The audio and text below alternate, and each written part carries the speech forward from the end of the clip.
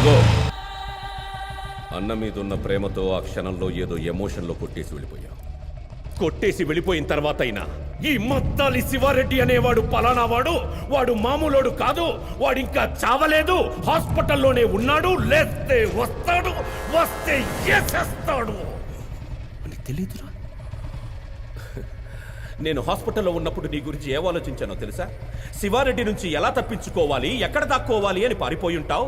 నిన్ను పట్టుకోవడానికి ఎక్కడెక్కడ వెతకాలి, ఎన్ని రోజులని వెతకాలి అని ఆలోచించా. కానీ నువ్వేంట్రా, అసలు ఈ మద్దాలి శివారెడ్డి అనే వాడే నీ లైఫ్లో లేనట్టు, వాడితో అసలు నీకేమీ జరగనట్టు హ్యాపీగా బైక్ వేసుకొని హైదరాబాద్ మొత్తం ఇంత నార్మల్గా ఇంత కూల్గా ఎలా తిరుగుతున్నావురా నువ్వు?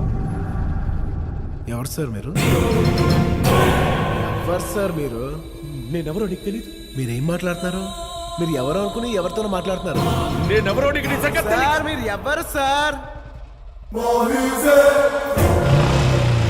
ఈ విషయం నేను ఎట్టకారంగా చెప్పట్లేదు, సీరియస్గానే చెప్తున్నాను.